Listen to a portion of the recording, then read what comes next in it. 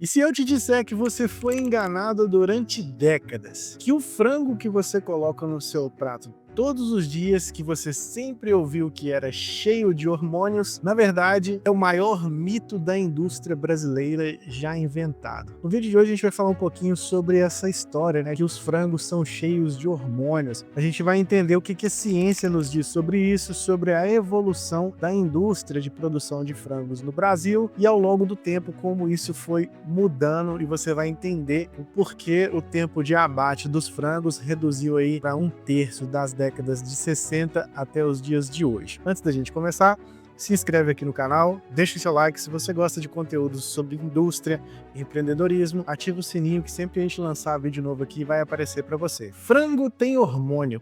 Quantas vezes você já ouviu isso? Na casa da sua avó, no almoço de domingo, no grupo de família, nas redes sociais. É tão repetido que acabou virando uma verdade absoluta entre nós brasileiros. Mas aqui que está um ponto X dessa questão. O Brasil é o maior exportador de carne de frango do planeta. Só em 2002, por exemplo, o país exportou 4,82 milhões de toneladas, gerando uma receita de 9,7 bilhões de reais. Nós ocupamos a segunda posição de maior produtor do mundo. A nossa produção gira em torno de 14,5 milhões de toneladas todos os anos. E agora vem a primeira questão para te fazer pensar um pouco sobre essa história. Se realmente usássemos hormônios legais, você acha que países desenvolvidos como Japão, União Europeia e Estados Unidos comprariam o nosso frango, que passaríamos por dezenas de auditorias internacionais todos os anos? Alguma coisa não fecha muito nessa história. E hoje nós vamos, munidos de evidências científicas e dados da indústria, entender se realmente essa história aí faz sentido. Primeiro a gente precisa entender sobre a origem dessa história. Onde tudo começou, de onde o pessoal tirou que os frangos começaram a ser hormonizados. Para entender por que esse mito existe, precisamos voltar no tempo. Nos anos de 1930 e 1940, a avicultura brasileira está começando a se modernizar. Antes disso, os frangos eram criados soltos em quintais, os famosos frangos caipira. O frango caipira levava entre 120 a 180 dias para atingir o seu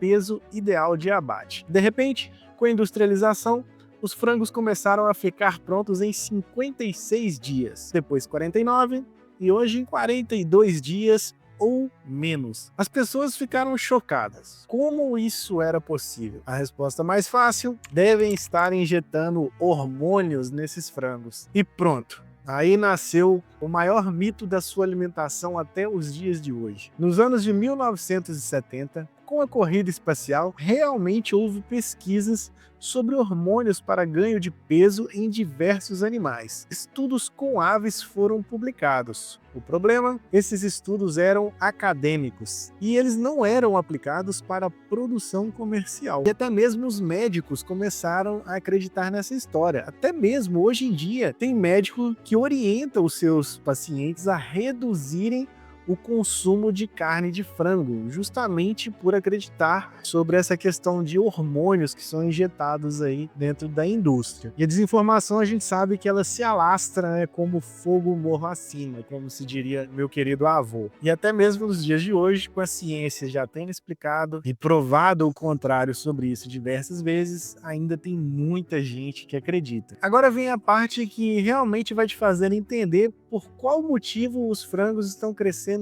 tão rápido. Vamos aos números. Presta atenção nisso aqui porque essa parte é bem importante. Em 1930, um frango levava 105 dias para atingir o peso ideal de abate. 1960, 56 dias. 2010, 41 dias. 2020, 42 dias. E cada ano que passa, mais 30 a 40 gramas de ganho de peso, em média de 1,5 a 2 pontos de melhoria na conversão alimentar, todos os anos. Mas como que isso acontece? Simples. 3 pilares fundamentais podem explicar essa evolução. O primeiro pilar é o melhoramento genético. Imagine o seguinte: desde a década de 1950, cientistas vêm selecionando geração após geração as aves com melhores características. Não é manipulação genética, é seleção natural acelerada. Funciona assim: Eles pegam os frangos que crescem mais rápido, que convertem melhor a ração em carne, que são mais resistentes a doenças e cruzam esses frangos entre si, geração após geração, década após década. A cada ano, ganham em média 50 gramas a mais de peso por ave e 2 pontos de conversão alimentar melhor, que significa 40 a 50 gramas a menos de consumo de ração em cada frango. São quase 80 anos de evolução genética concentrada. É como se você pegasse um carro dos anos de 1940 e comparasse ele hoje com um Tesla 2025, por exemplo. Ambos são carros, mas a tecnologia envolvida em cada um deles é completamente distinta. O segundo fator é a nutrição de precisão, ou seja, a ração. Não é qualquer milho e qualquer soja jogados num balde. Hoje, a nutrição avícola é uma ciência exata. Cada ração é formulada com aminoácidos essenciais balanceados, vitaminas e minerais em proporções precisas, enzimas digestivas para maximizar a absorção, probióticos para a saúde intestinal, fitases para melhor aproveitamento do fósforo. Cada ingrediente é testado, analisado e dosado ao milésimo. A ave recebe exatamente o que ela precisa, no momento que ela precisa e nas quantidades que ela precisa. Pessoal, isso nada mais é do que um pilar fundamental para qualquer indústria, que é otimizar os seus gastos e gastar energia e insumos da forma mais otimizada possível. É isso que proporciona com que as indústrias escalem cada vez mais as suas produções de formas mais eficientes e ganhando também em qualidade. Então, a evolução tecnológica, tanto da parte nutricional dos frangos, quanto a parte do cruzamento genético deles, já é uma melhora pensada ao longo do tempo justamente para isso, otimizar o tempo de abate dos frangos, ou seja, quanto mais rápido esse frango crescer, mais rápido ele estiver pronto para o abate, mais a indústria fatura, mais ela consegue escalar e atender mais pessoas. O terceiro pilar também muito importante é a ambiência e manejo dos frangos. Os aviários modernos são totalmente high-tech. Temperatura controlada digitalmente, umidade monitorada 24 horas por dia,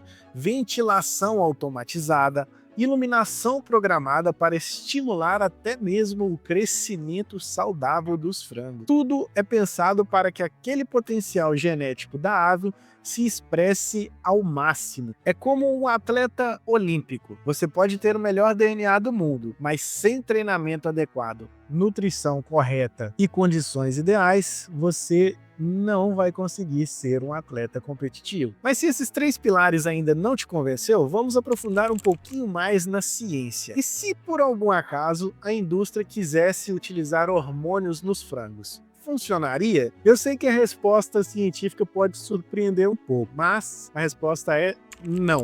Não funcionaria. Estudos científicos de 1948 demonstram que androgênio, seja natural ou sintético, inibe o crescimento de frangos. Sim, você ouviu certo.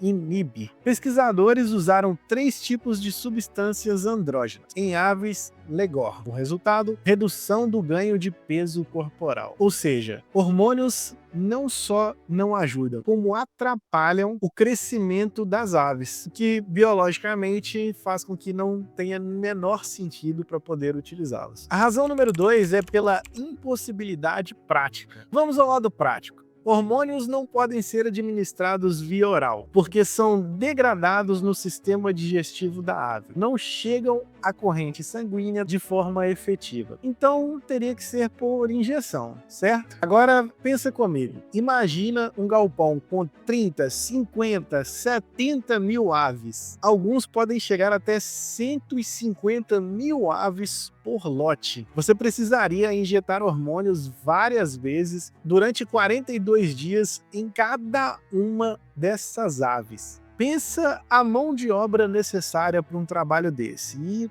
Pessoal, a gente sabe que o que mais causa repulsa na indústria é dificultar os seus processos. Qualquer indústria de qualquer segmento, ela busca o tempo todo otimizar a sua produção, reduzir custos e ganhar tempo. A indústria, ela é feita de produção em larga escala. Então, quanto mais o processo dela for otimizado e quanto menos mão de obra envolvida ao longo dessa cadeia, para eles é melhor. Se a gente pensasse pelo lado prático de ter que injetar o hormônio individualmente em cada frango, isso impossibilitaria a escala industrial, o que afetaria negativamente e muito o crescimento das indústrias. E é o que eu acredito que nenhuma delas quer, não é verdade? E a terceira razão que entra aqui agora, como eu expliquei também no vídeo do café, do sangue de boi no café, se você não assistiu, assiste lá, que é o que mais move qualquer indústria, galera, que é a parte econômica, financeira. E aqui entra mais um pilar científico para te explicar por que não valeria a pena para as indústrias injetarem hormônios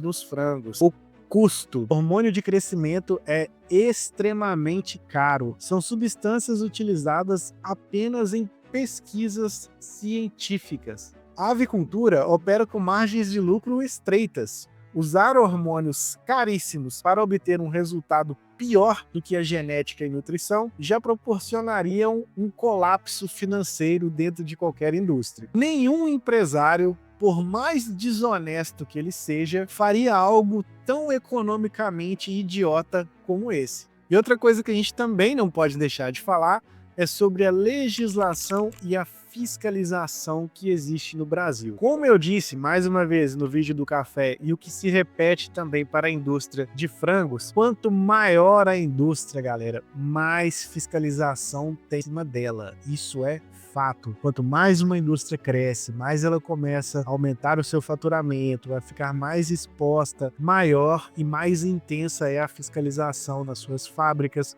seus pontos de venda, em tudo que envolve a cadeia produtiva dessas indústrias. No Brasil, existe legislação federal que proíbe terminantemente a utilização de substâncias hormonais para promover crescimento em aves. Isso é crime. E não para por aí não, a fiscalização é bem severa. Tem um Plano Nacional de Controle de Resíduos e Contaminantes, coletas e análises laboratoriais semanais dentro das indústrias, amostras aleatórias em todo o território nacional e, para sua surpresa, nos últimos anos, sabe quantos frangos foram detectados com hormônio? 0. E tem mais, 66,8% da produção brasileira fica no mercado interno, aqui para nós brasileiros mesmo. Os outros 33% são exportados. E sabe quem compra?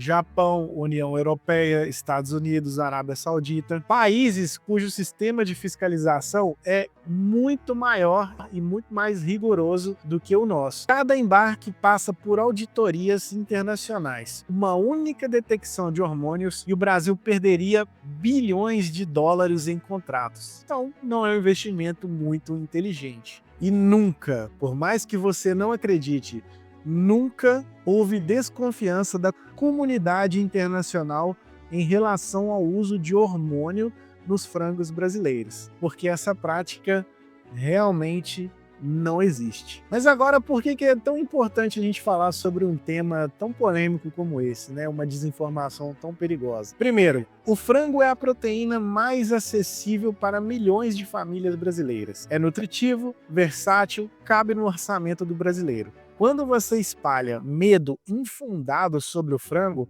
você tira dessas pessoas uma fonte importantíssima de nutrição. Segundo, a avicultura brasileira, ela gera centenas de milhares de empregos, diretos e indiretos. É uma cadeia econômica que movimenta bilhões de reais. Quando você ataca a indústria com mentiras, você prejudica trabalhadores honestos, pequenos produtores que são integrados a essas cadeias produtivas e que dependem desse setor para sobreviver. Em terceiro lugar, isso é uma afronta à ciência. São décadas de pesquisas sérias, rigorosas, pessoas que dedicam a sua vida para poder estudar nessa área de como otimizar esse tipo de produção, tanto na parte da nutrição quanto na parte da ambientação das aves. São décadas de pesquisa séria, rigorosa, publicada em revistas científicas internacionais. Ignorar isso é negar o método científico que nos colocou como o segundo maior produtor do planeta e o maior exportador de carne de frango nos dias de hoje. E quarto, a desinformação não fica contida. Ela se espalha, cria desconfiança, alimenta teorias da conspiração, prejudica a percepção pública sobre alimentação segura. A verdade é essa: o frango que você consome é resultado de tecnologia, inovação e muita ciência. Ele é seguro, nutritivo e fiscalizado como poucos alimentos são. O Brasil não é líder mundial na exportação de frango à toa. Nós só nos tornamos referência porque nós fazemos um trabalho sério. Existe muita gente competente por trás disso aí. Então a gente tem que parar um pouquinho com esse síndrome aí de que tudo no Brasil é falcatrua, que tudo é esculachado. Não é bem assim não. Existe muita empresa séria, muita indústria aí que é orgulho para o nosso Brasilzão aí afora. E a gente é referência. Assim como no nosso querido café, na indústria de avicultura nós também somos uma grande referência mundial. Beleza? Galera, espero que vocês tenham gostado do vídeo. Se você chegou até aqui, deixa o seu like, se inscreve no canal. Um abraço, até o próximo vídeo.